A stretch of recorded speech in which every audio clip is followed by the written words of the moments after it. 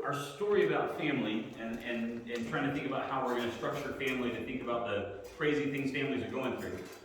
We were talking about this today. I feel like that at some point you should be done with some things in your life, like, you know what I mean? Like, you should not just struggle with these kinds of things anymore. And it turns out you just don't. You're still always struggling with it. And you can be married for 5 years or 10 years and still you need to keep working on your marriage. You can be married for 15 years and 20 years, you still need to work on your marriage. You can be married for longer than that, 30 years, and still you've got to put effort and energy into that. So long story arc, we're talking about family, but before we talk about how we interface with our kids and how we interface with our parents, which is our ultimate goal, we're talking about what do we need to be doing inside of ourselves, and there's two pieces of that. My prayer has always been this. I said, because I want to be the father to my children I need to be, that God wants me to be, I need to be the husband to my wife I need to be, so that means I have to start with me. I need to be the man of God that God wants me to be. And that's always my prayer. Like, all right, God, fix the things in me, work on me, help me work on me to get me who I'm supposed to be, because there's no chance if I'm not who I'm supposed to be with you, that I could ever be who I'm supposed to be for my wife. And if we're not who we're supposed to be for the Lord together as husband and wife, then we'll never be mother and father to our children like we're supposed to be. So that's what we're talking about. And it's interesting the things that we go through as parents. And I'm always trying to be careful, because people in this room, not just our church or not just Christians at large, but we've gone through things, hard things. We would probably call the things that we've been through impossible things, except that we've been through them. You know what I mean? Like the things you're like, I could never face this, or the kind of things when you're 20 years ago, you heard someone going through, you're like, if I went through that, it would kill me. You know what I'm saying? Like you predicted if you were ever in that situation, it would be the death of you. It would be like, oh, the end. And now you're on the other side of it, and you're like, I have no idea how I survived that, right? So what you would call impossible, like say, except that it happened. How are we ready for those things? How can you be prepared for these earth-shattering, mind-numbing, soul-aching, soul-rendering things that we go through?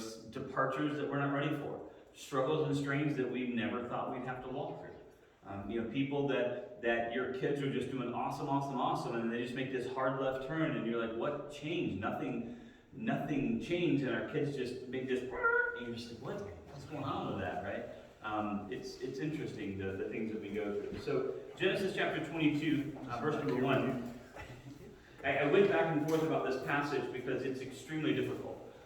It's not as difficult as the ones I tried to avoid last time that I was trying to avoid passages, but it's good stuff. I'm terrible at avoiding those things, as you might remember. If you didn't, you should go back and watch the recording of me miserably of not avoiding the thing I was trying to avoid. God's like, what if we didn't avoid that?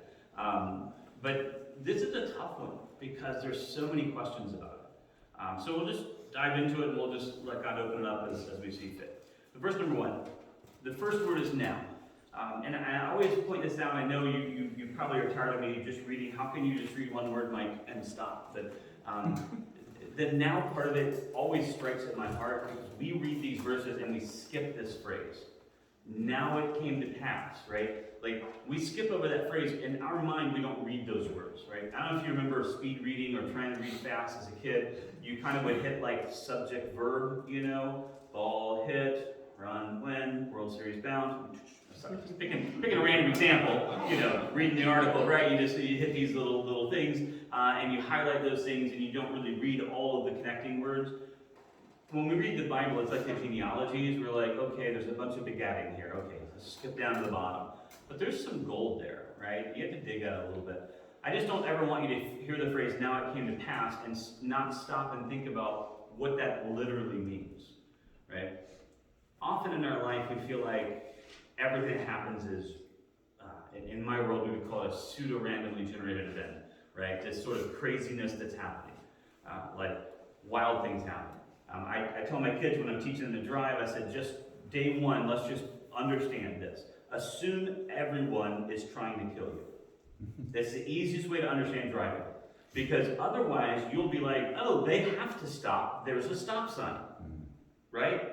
Oh, their light's red. They have to stop. You'll make dumb assumptions like that. Like, Surely they see me, right? You've had that one. We had an Expedition EL, big giant car, red with a chrome grille. I feel like we're super visible. And people would pull out in front of you like, they're just like, so I tell them, like, you have to have the right assumption. Assume everyone's trying to kill you. Then when they pull right into you, you're like, well, it makes sense.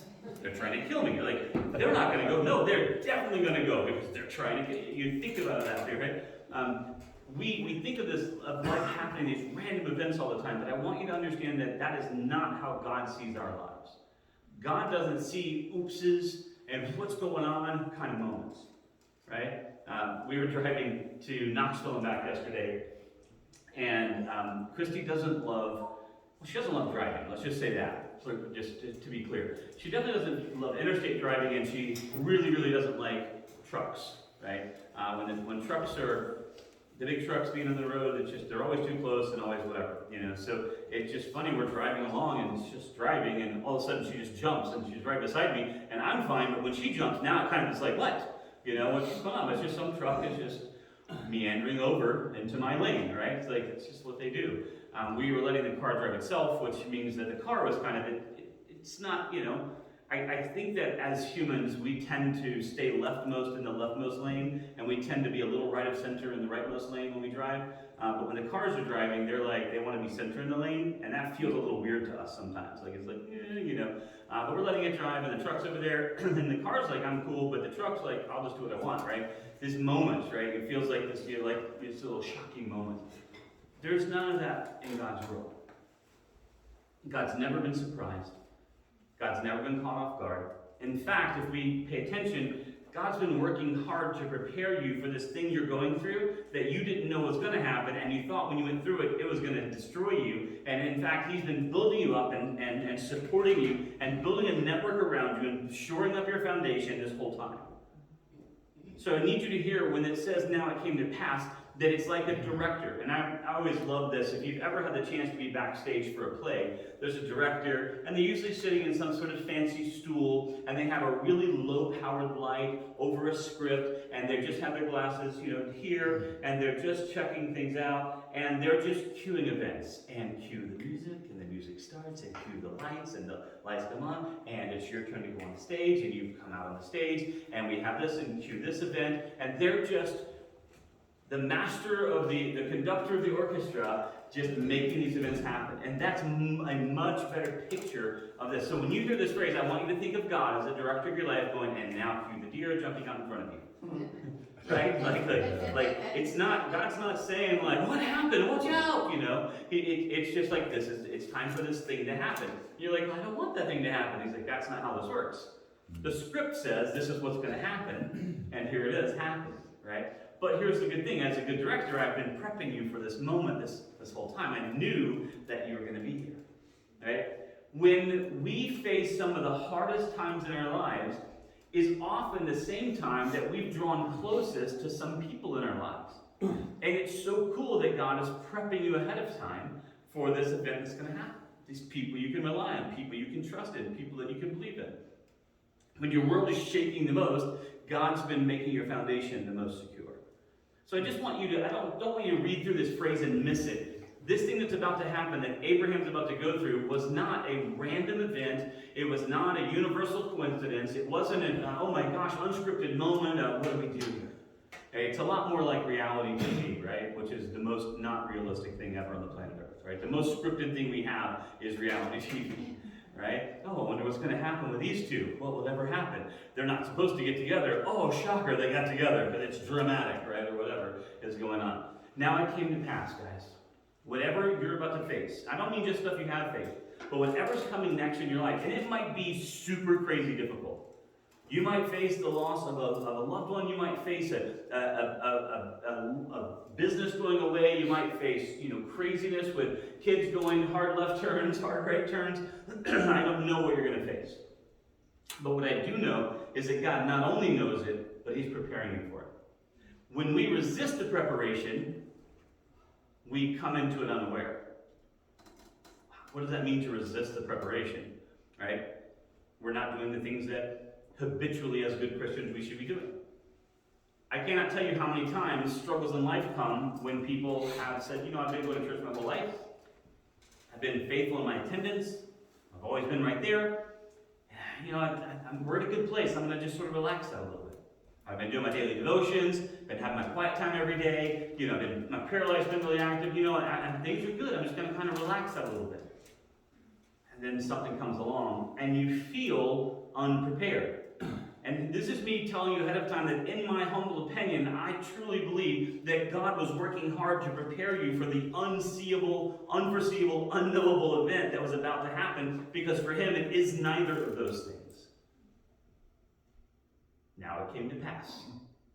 And cue the next event in your life. Does that make sense?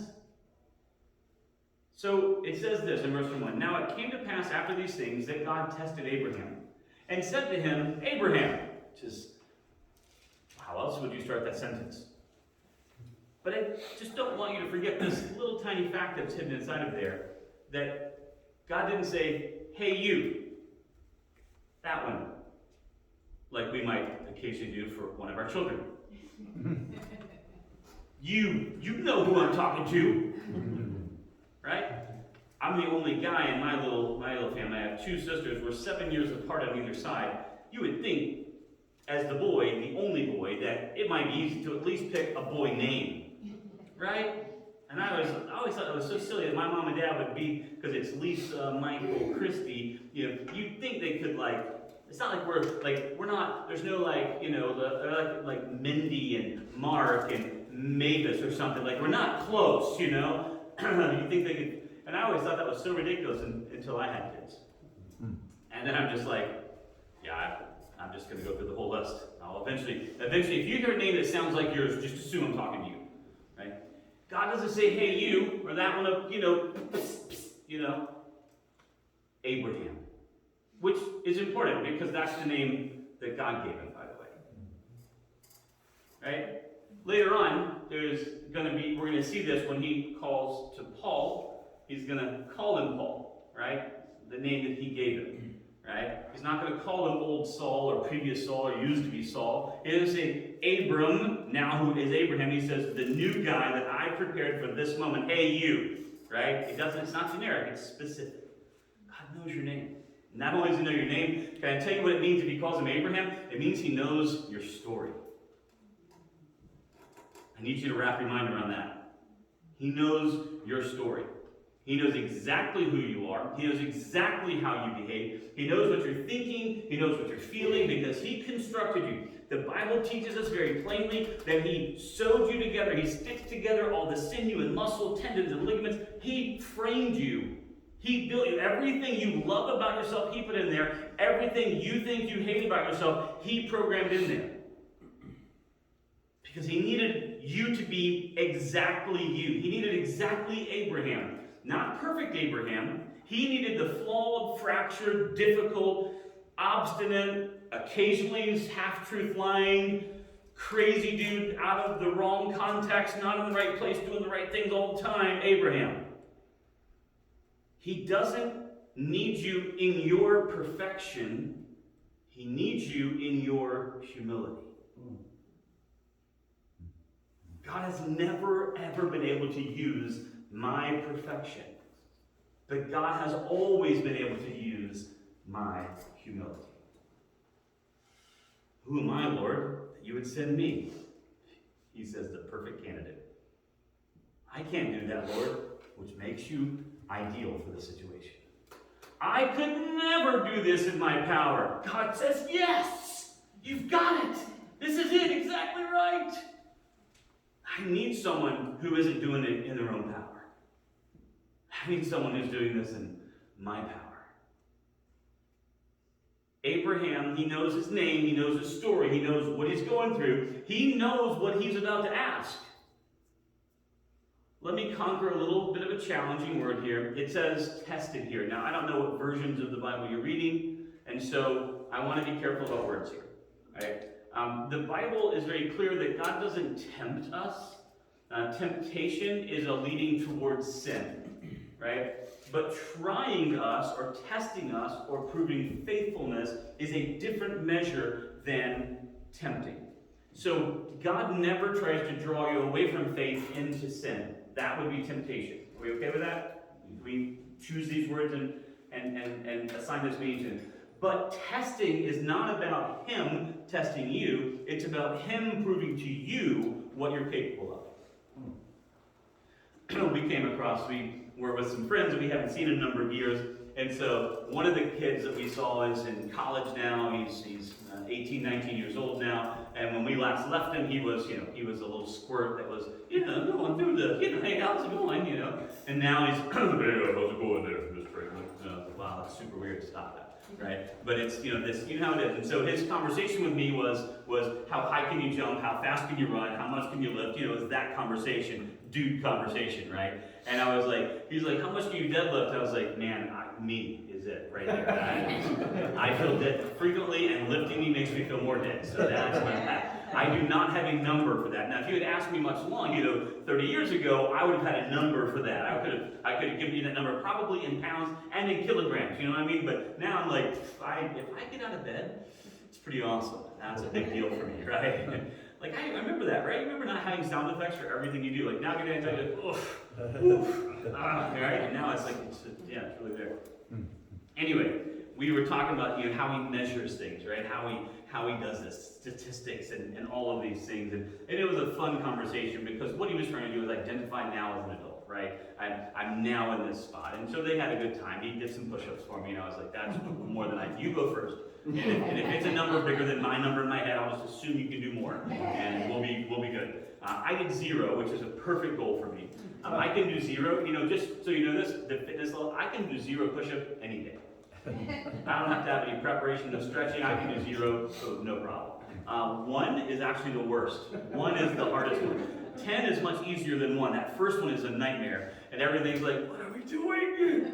And then it's like, oh, I kind of remember this from, 50 years ago. It's like, okay, I can do that. And then 10 is the, whatever it is, it's like the cap, and we're like, okay, you need to stop now. If you want to move tomorrow, you should stop now, right? But this is like this moment, he's saying, I'm calling you here. I'm going to call you. I know where you're coming from. I know what you've been through. I know your story. I know where these things are. I need you to get this. I don't need you to come to me in your strength and in your power. I didn't love that kid anymore because now he's tall and his voice has changed and he's in awesome shape and he's a man's man and he's doing athletics. I don't love him more because of those things. I already loved him fully. I was fully committed to his life. If he was a total loser, everything backwards and wrong, super awkward, I wouldn't love him less. And now that he's super accomplished, this great-looking kid in awesome shape, I don't love him more. I just love this kid because he's an integral part of our ministry there and lives of our friends and just somebody important to me.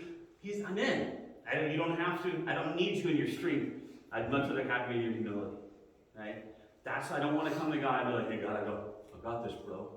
God, that's not what I need. I need you to come exactly how I've prepared you. And I think this is the part that's the hardest for me to swallow. God says, I need you. I put all those little marks there.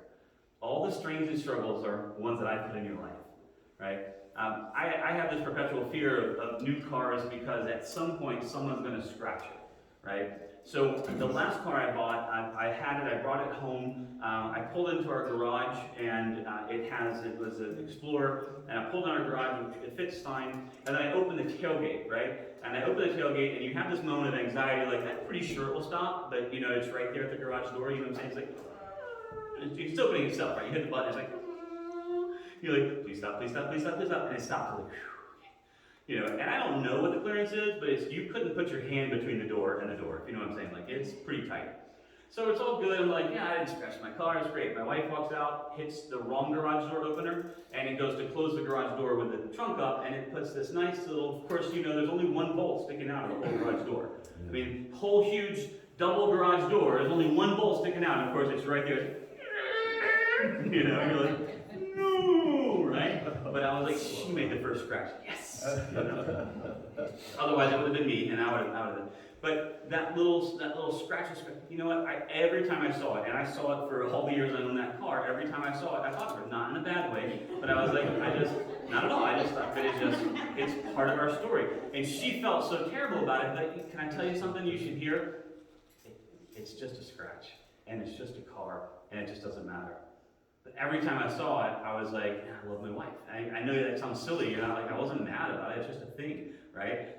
It made me think of it, right? And it's part of our story. And it's a funny part of the story now. Maybe it's funnier now than it was then. but it's funny, not for her. She was not happy. She's probably not happy now that I brought it up. But it's one of those things that when I looked at it, I didn't see problems or struggles. I saw life. Right? We have a lamp at our house that we should have thrown away a long time ago. I'm not exactly sure what holds it together. And it must have value to us somewhere, but it should just go away. But it's precious somehow, and so it stays. And so as long as no one touches it or turns it 30 degrees right or left, it's okay. But if you turn it 30, it will crumble and fall and disintegrate into the floor. So it's like, we don't turn it on or off. It's just there. If you want to turn it off, you plug it or unplug it. You don't touch the switches and knobs, which we're not sure they work either, right? I love that lamp. Not because of its perfection, but because of its story. Right? There is now in my house, when we moved into this house, it had hardwood floors, and the people that were there had dogs, and they had big dogs.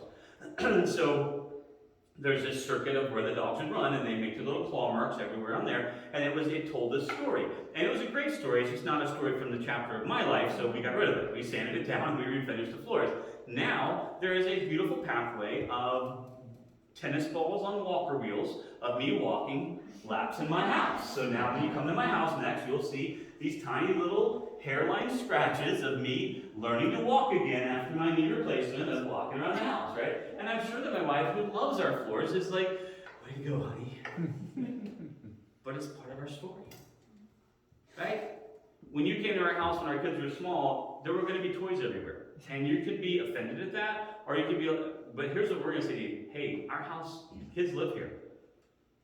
That's just how it is. You came to my house. I didn't come to your house and throw my kids in the door and make a mess at your house. Like, you came to my house. This is where they live. And we're not going to hide them away and be like, our house is perfect all the time. But what we found is when you come to our house and it's just like a normal house, then you're like, oh, I could have people over to my house because I just have a normal house. But you've all been there when you come to someone's house and you're like, there's no way it looks like this all the time.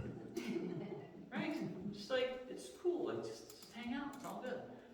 The scratches and the fractures and the stresses and the wear and the tear is part of who we are.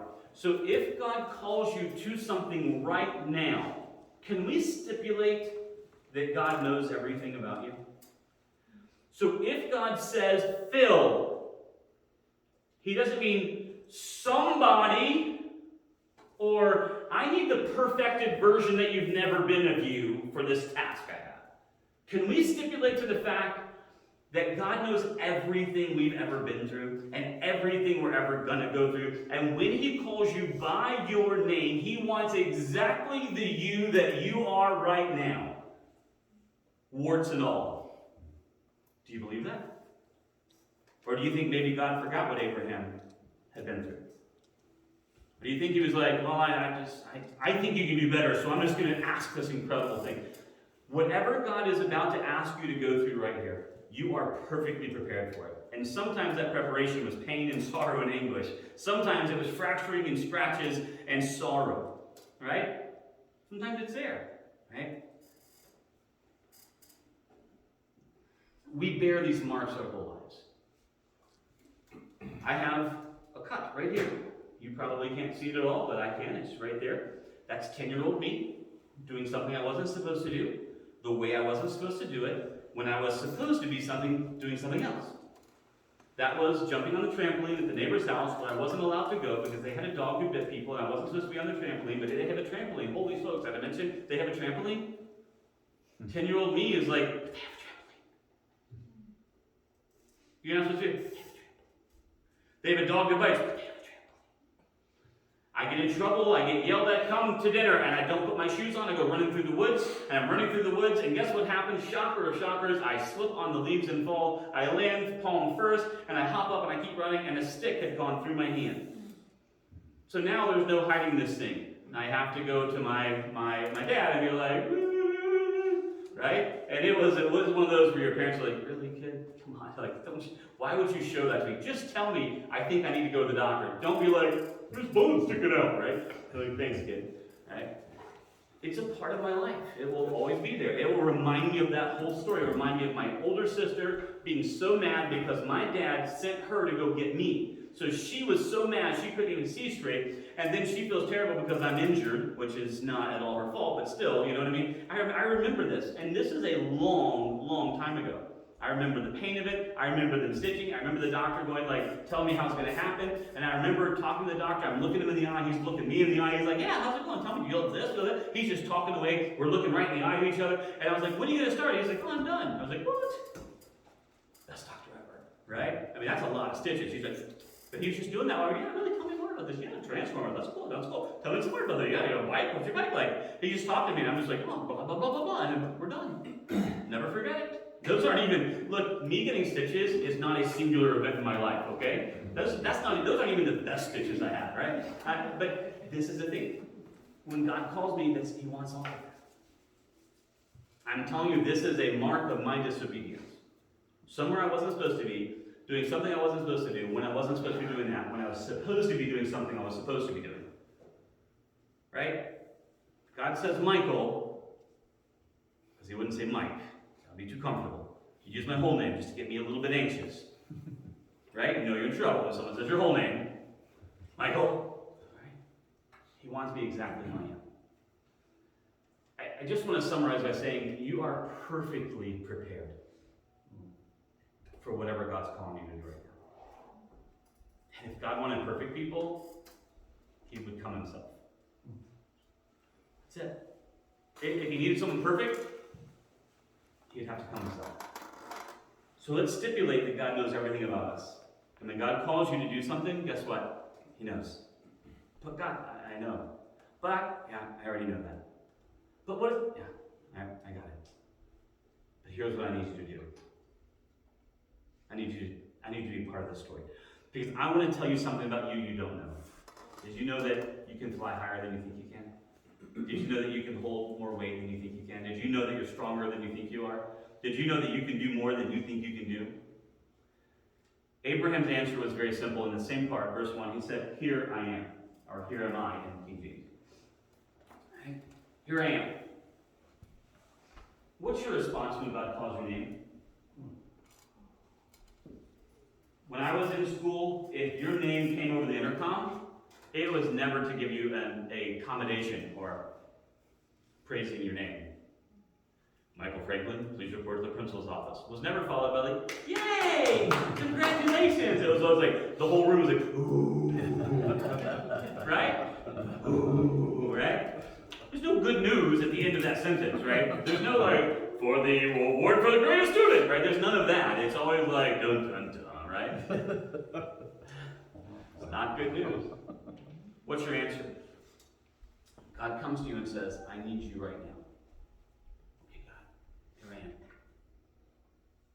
Just to break it down, I like the word here. Like, you called me, so it's where I am. This is who I am. So what I got. Right here. I'm not like, be there in a minute, which was always the line we told our parents. Right? Hey, I'm coming up to check your room. Okay, yeah, it's all good. Just take your time. I think I heard the cat going out the back door, but I want to check on that before you come up to check my room. Right? You got, look, here I am. It's just me.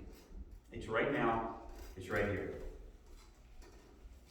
If God wanted to have dinner at your house tonight, He doesn't need you to clean up. He doesn't need you to make a fancy meal. Doesn't need you to straighten. Doesn't need you to change anything. He just wants to be with you. He really just doesn't care. Right? He really just doesn't care. Just, here I am. Just respond. Verse number 2, then God said, take now your son, your only son Isaac. Just God reminding him, I know who we're talking about. Whom you love, by the way, just a reminder, take that son, your only son, Isaac, let me be specific here. The one you love. And go to the land of Moriah and offer him there as a burnt offering on one of the mountains of which I shall tell you. What?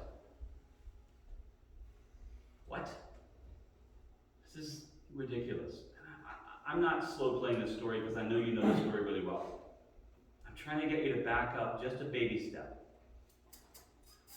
and not hear a story about Abraham and Isaac, but live a story about you and your life. Live a story that you're going through. What is that thing? Hey, I want you to take the most precious thing you have, and I want you to bring it to me, and I want you to sacrifice it. But that's my baby. But that's my precious. That's my most important. But God, what are you doing here? And God doesn't answer him. But if he did, God would say, I'm teaching you something about yourself that you didn't know. I need you to hear something. You're stronger than you think you are.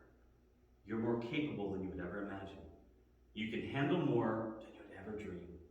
And I need you to know this because your life from here on out is going to be super difficult, and I want you to go through the hardest thing I can ever have you go through. I want you to go through the most difficult challenge you could even ever conceive of, because if you can endure this, then nothing else that comes your way is ever going to be a big deal. I remember as a football player, we would take the 45-pound weights, and we would hold them up to our chest. And we would hold them there for a certain amount of time, right? And then sometimes we do sit-ups, and sometimes we do different things, but we do that. And then we would hold them out with their elbows bent, right? And 45 pounds is not a ridiculous amount of weight, but it's 45 pounds. And then we hold it out here. And this is where you figured out just how weak you really are. Because most of the time when you put it out there, you would immediately start doing this, right? It is not easy to hold that out at that distance. But the first time you do it, you almost drop it. The first time you're having to put your leg out like this, you're having to kind of like lean back, And then the second time you do it, you're able to hold it just a little bit longer out there before it starts fading. And then the third and the fifth time and the 95th time you do it, you're able to hold it out there longer and longer and longer. And the not so super secret reason is because when you do this, you are ripping and tearing and shredding muscle fibers. And God built us so that when we rip and shred and tear muscle fibers, the healing process of that is to wrap those muscles in new muscle. And the new muscle wraps around that old muscle, and it holds that old muscle tighter and stronger. So when it heals, you now have increased your muscle mass. But I need you to understand, the way you get bigger muscles is by destroying the current muscles. Some of you are like, I love it. Some of you are like, that's why I don't work out. Just mystery solved. Right there, right? Because it hurts. Part of that problem, if you know this, is my wife could pick up a 12-pound or 15-pound baby and hold that baby right here for 9 years. At the peak of my athletic ability, the best shape I've ever been in my life, I can pick up a 9-pound baby for about 30 seconds before my muscles start burning. How ridiculous. I could lift up 93 of those babies. She never could. But I can't hold one of them for 10 minutes before I'm like, my arm's burning. Lactic acid, right? She's just like, what's the big deal? Like, just hold them, just do it. I'm like, yeah, it's not my thing. Trust me, and I've logged some baby hours, right? Just totally different. Ripping, tearing, shredding. And it builds back stronger than it was before. That's not a muscle story. That's a life story. You might say, well, why ever do that? Because you never know what you're going to need to do. Twice in my life, I've been called to a situation that I didn't want to be in, where someone was strained and trapped under a car. And because this person was in a full-on panic, they couldn't listen to what we were saying, because if they would have just remained still, everything would be fine. But because they're in a full-blown panic, they're trying to pull themselves out from under a car. So I came up on this car, flipped over. The guy flipped over because the light turned green, and we were supposed to go, and he wasn't, but he tried to turn in front of us. You follow? And so I stopped just an inch from him slamming in my car, but the car to the right of me couldn't see because my car was there, couldn't see him coming, and they hit, and he flipped over on his car there. So pretty much a moron doing stupid things he should have done and almost hit me. A lot of reasons I could have not helped this person, but I stop, I run over there and try and help him out. He's underneath his truck, and he's trying to squeeze out. So here's what he's doing. He's injured, he's down there laying on his back, and he's trying to bench press his truck and shimmy out from under it, right? You guys kind of can wrap your mind around that. That is how you die, right? Because you only have enough strength to lift it up just enough to die. Because then you fail and it falls and it crushes you and now you're dead, right?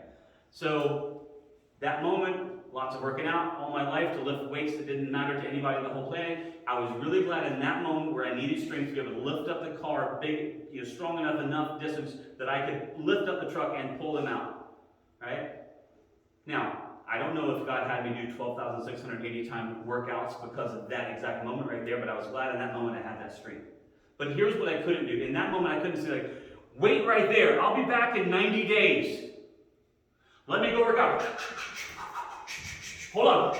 All right, I'm back. All right, now I can help you. Right? I had to be ready at that moment. You get that? I had to be at that moment. I don't know what it is with me and flipped over cars. For a guy who's not a first responder, I first respond a lot. We're driving down the road, we're coming home. My wife is like, what is that? And I was like, am I seeing a car out there? What is out there in the woods? Yeah, it was a car. It was a van. The road curved, the van didn't. Went nose down into the ditch, flipped end over end that way. Right? Landed upside down on its, And I'm like running over there, like, I guess that happened yesterday. What's going on? But the lights were on. I could see, I'm like, that's weird. I'm like, what? Let me just check. Stop the car. My wife, the kids are in the car. Let me just check. And I go over there, and sure enough, this literally just happened right in front of us. Mama in there, panicked, going ballistic. I'm just like, relax. You're totally fine. Like, she was not in any danger. No fumes, no problem. Just hold on. Let's call an ambulance. Get some pros in here. She's like, oh, I got it. She's freaking out. Same exact situation. She's trying to crawl through the window, and she's trying to lift the van off of her, a minivan. She's trying to lift a minivan off her to get there. I'm like, you cannot do this. Stop. Same exact situation happening. Grab the edge of this minivan, lift it up, and slide her out from under. This is ridiculous. How can this possibly be a thing that happens to me twice in my life? Right? Get the mom out. But she has baby on board stickers. She's asking about her babies. I'm looking now. I'm trying to be like, I'm about to tear this van apart, trying to find this baby that I can't find because the car seat's there. No kid. Where can this kid be? She's like, where's my kid? I'm like, I don't know where your kid is. Were they in the van with you? Where's my baby? I'm trying to find that out. The car seat's there. The kid's stuff is there. The diaper bag is there. No kid anywhere. And it's dark. It's the woods. And I'm just like, I have no idea. Turns out, by the way, the kid was at home with grandma and grandpa, but flipping your car over and banging your head makes you forget what you were doing, right? So I'm freaking out with her, trying to figure that out. We called, worst call ever. I just hit one on the phone, right? I don't know who this is. I'm like, hey, she's fine. I don't know who she is, but she's fine. Who are you? Like, I'm the dad. Like, great. Let me tell you what happened. You want to come help us out because I have no idea. She doesn't know where she lives.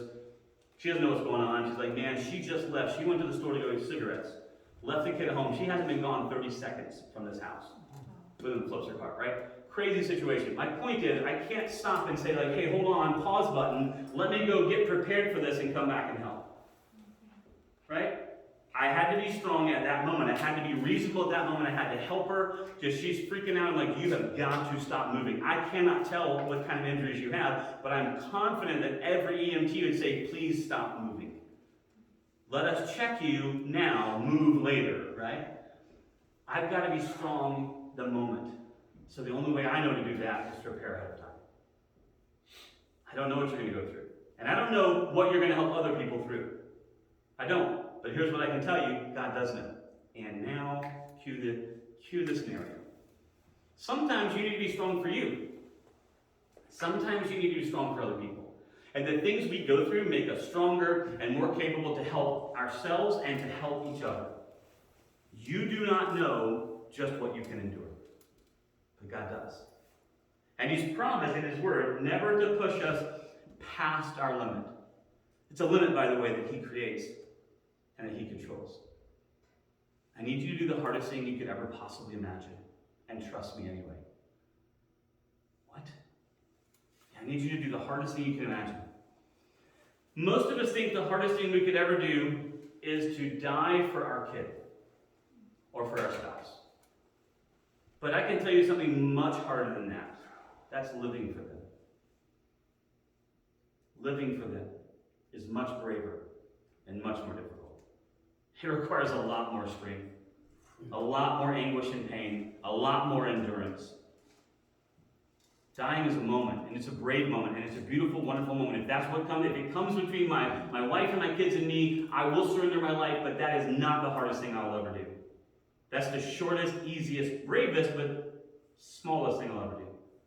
Choosing every day to live for them, with them, and incorporate them in my life and do everything I can for them, that is the lifelong heroic moment.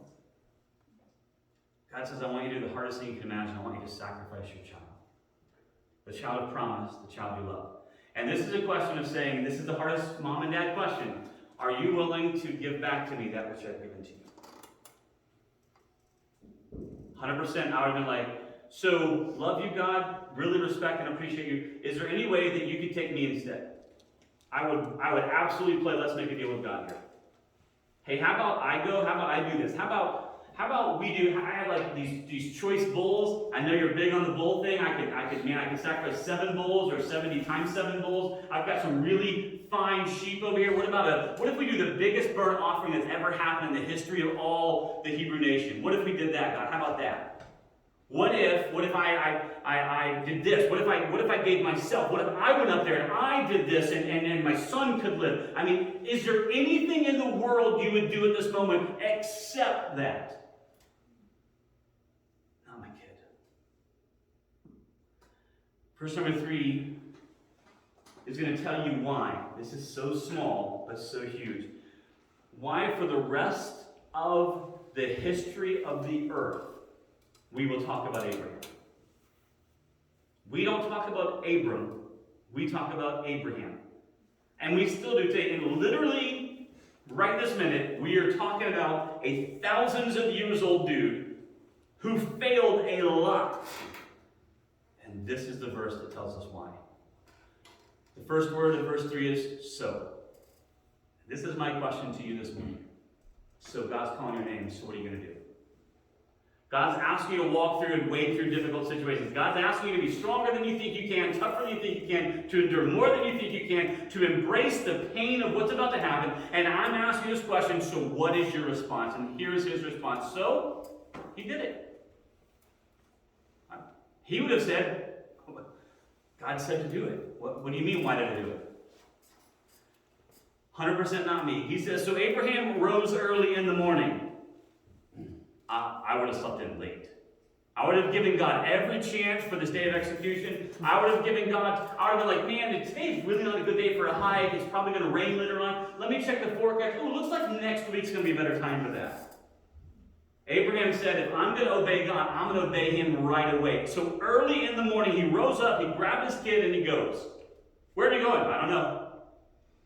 When are you going to be back? Not sure. But God said go, so I'm going.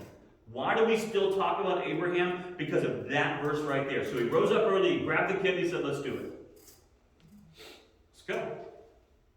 So he takes his servants, he takes his son, he takes all the stuff he needs for a burnt sacrifice, and he goes to the mountain. He gets the Lord says, this is the mountain, right here, this is the one. And Abraham says, all right. He grabs the kid, and he tells the servants to stay there. And he says, all right, here's what we're going to do. Some of the greatest words of faith. Abraham says, the lad and I shall return. What did God tell him to do? Go up the mountain, lay him down, prepare the fire, slit his throat, bleed him out, burn him, and come back. That's exactly what God asked him to do.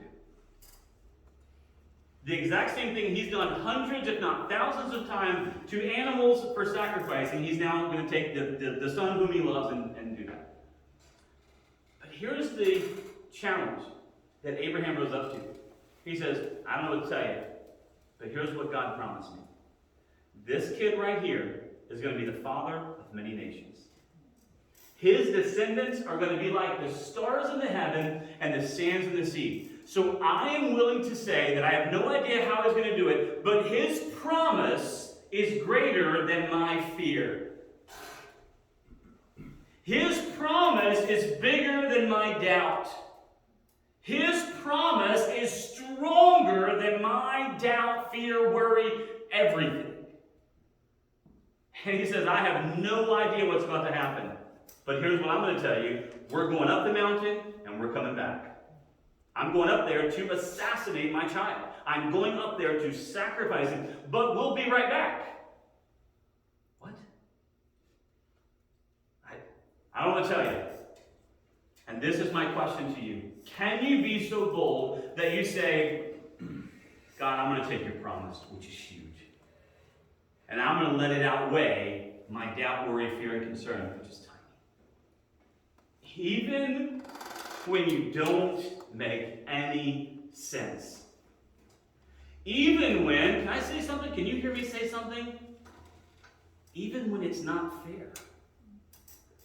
Even when it's not reasonable. Even when no reasonable person would be like, sure, just give him one more thing. Are you kidding me? I'm still going to trust your promise more than I trust my fear and my doubt and my worry and my concern. The lad and I will return. That's not the hardest moment, FYI. The hardest moment comes next. He says, hey kid, carry the wood. Kid's carrying the bundle of wood. He knows what happens. He's watched his dad make sacrifices many times. They're walking up the mountain together. He's got the wood. And Isaac says, hey Dad, I see the wood, I see the knife, I see the everything. Where's the sacrifice? Bravest moment in my all of Bible reading might very well be him having a voice to answer that question. Could you imagine making your voice work in that situation? Can you imagine that? I mean, forget saying the things that he says, which are awesome. I can't even imagine making my voice work.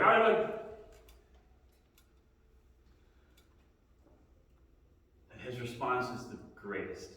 It's the gospel in a nutshell. God will provide himself a lamb. He says, I have no idea. But God's got this. Can I tell you something? Abraham is not the only man that was changed that day. Do you think Isaac ever forgot this moment?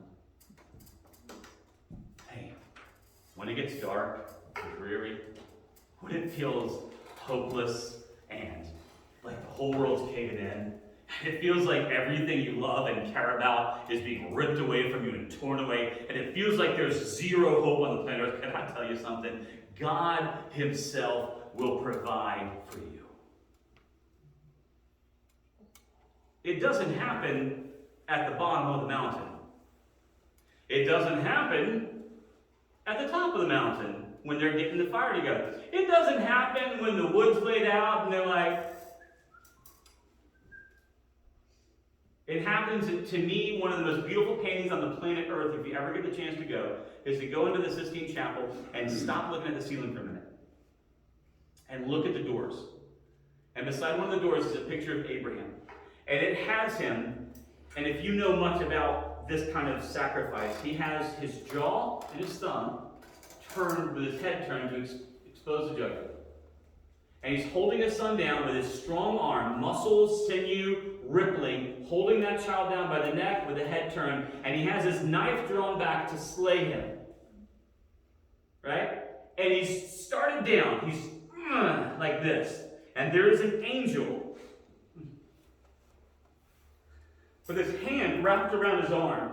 And that angel is pulling back as hard as he can. It's totally fictitious, but it's so real and so beautifully true. Abraham was fully committed.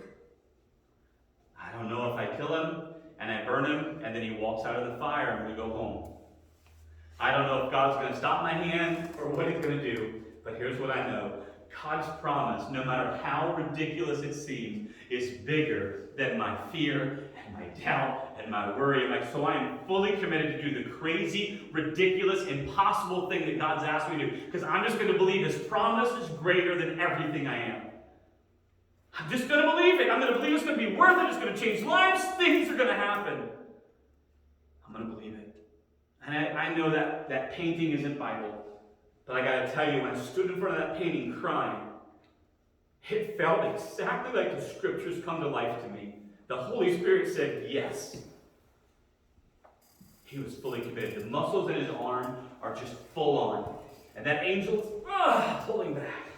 And just in the distance behind him in the painting, you can see that ram caught in the thicket. The rustling thicket. The rustling thicket happens when the knife is on the way down. The rustling thicket happens at the 11.9 hour. Right? It happens at the very end, at the very last minute. At the end of your reserve, at the end of your strength, at the bottom of the well of all that you have to offer. That's when God provides. I have seen God rebuild lives. I've seen God renew hope.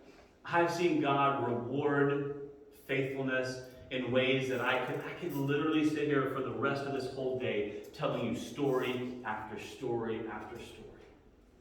We were talking about this just a second ago, just before you guys walked in. A couple friends of ours that we love dearly and minister to in our church, man, the deacon, one of my deacons, just reached the end of his rope with difficult marriage struggles. Just could not find peace and happiness. And I counseled with him through the most difficult time in his life of divorce. And they end up divorcing, the husband and wife, and I'm counseling both of them, which is incredibly difficult. We're trying to walk through this journey. I'm trying to help them both to find an amicable way to do this. They've got the kids to deal with, and we're trying to figure this out and trying to help them walk through what was 100% not God's will for their life. 100% disobedience. No question about it. There's nothing where God was like, yeah, let's try this out. No way. For 6 months or 9 months, it felt completely hopeless. And I will never forget the husband calling me back and saying, hey, I need to talk to you. We got together, we prayed, and we talked. And over the next 3 months, God led that husband and wife to come back together and to counsel together. And we spent months talking through things and months working through problems and issues. And I was proud, as you could possibly imagine, to officiate their wedding ceremony when they got married to each other again. I'm not promising that's the result that God has in store for you. I just need you to know that what I would have told you absolutely was impossible, God just did. He just did. I can't tell you about your life. I can't tell you that the reward is going to be close to you. Sometimes the reward is all the way up there in heaven, and you'll never see it down here. I'm not going to promise you that you'll understand it, that you'll get to this point, you're like, oh, now I see what happened. But I'll tell you, you'll see that enough that it will remind you that I'm doing the right things for the right reason with the right people. I'm pursuing the right God the right way because God's going to show me enough. The ram is going to rustle in the thicket, and God will, in fact, provide himself a lamb. God had no intention of Isaac dying that day. But he needed Abraham to know something that Abraham did not know about himself. I am faithful. And the word that forever is associated with Abraham is faithful. I literally will do anything God asks me to do because this is the hardest thing that God could possibly conceive. There's not one thing. In fact, this is literally the gospel. Exactly this phrase is exactly it. Imagine this, you sacrificing your son for the future generations. Imagine that. Wrap your mind around it. Talk about it for thousands of years, and then I'm going to do that very thing right in front of you. My only begotten son, that whosoever believes in him should not perish, but have everlasting life. And there's not a ram in the thicket for me. There's not a rustling in the bushes for me. There is no other substitute that can lay on that altar than my own precious son. And I'm going to sacrifice him. And I'm going to lay down his life for you.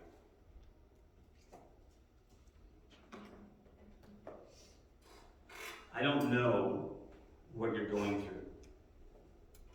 And I can't predict what you're going to go through. I can only tell you this. Please embrace it.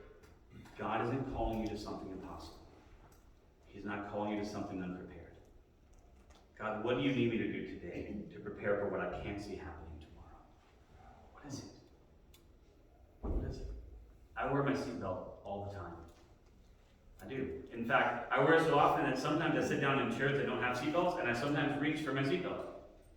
It's a default nature. I sometimes will put on my seatbelt to move my car in the driveway. What? Because you can't put it on in the middle of an accident. So I wear it all the time. I've hardly ever needed one. In fact, the worst accident I was ever in was in a motorcycle which has no seatbelts. But I was wearing my helmet. Right? There should never be a need for helmet laws, because that's just something you should be smarter than. Your skull is a very fragile thing. It doesn't make for a good projectile. But I wear my seatbelt all the time. I have no idea what's happening tomorrow. When I get in the car, I head from here to the next church. You think I'm in the middle. I'm going from this church where I'm teaching and attending to another church where I'm preaching. You think if God's going to watch over me, I mean, this is the perfect time. I've got a thing He's asking me to do. There's no guarantee of anything. So when I get in that car, I'm put on my seatbelts. I'm going to make sure my kids have their seatbelts on. I'm going to make sure our airbags are ready to deploy. I'm going to make sure that I'm operating that vehicle as safely as I possibly can. I'm going to look ahead. I'm going to think ahead. I'm going to assume everyone's trying to kill us all. And I'm going to be smart about how I drive, because that's the small thing I can do right now. I don't know what I'm prepping for, because you can't predict the accidents, but I'm going to do everything within my power to be ready and prepared. So this is me asking you, will you say, "Here am I," when God calls your name? Will you be willing to accept the preparation He sends your way, even though that preparation is a lot like working out? It's painful and miserable, and you're going to hate it, but it produces amazing results. Wouldn't it be fun for your shirt to not fit right here instead of right here? It'd be kind of fun, wouldn't it? Like, I need to find a shirt. I can't get my muscles in there. Is it like, wouldn't that be fun? Spiritually, wouldn't that be fun? God throws things your way, and people are like, "How are you enduring that?" You're like, "This is nothing. You have no idea what I've been through in my life, man. This is cake. Not only can I get through this, I can help you through it. I can help you. I can help you go through what you're going to go through. Because our God is amazing. He's incredible. He's awesome. Don't know what God has in mind for you, but I need you to trust His promise more than you trust your fear. You trust your word. And I can tell you it's going to pay off. Let's pray. Heavenly Father, we're so grateful to you for all that you do. It's so incredible. God, this story is so hard for me because I can't fathom saying yes to this crazy request. I shudder to think of how weak my faith must be that I can't even tell this story, much less think about trying to live this story. But God, it is my prayer every day. I surrender my children to you every single day. I sacrifice them to you every day. I give them to you because I cannot be there for them every moment of every day. I can't watch over them and protect them the way I want to. Only you can do that. So God, I do this spiritually every day. Help me, God, to live a life of faith. That I say, yes, here am I. Send me, Lord.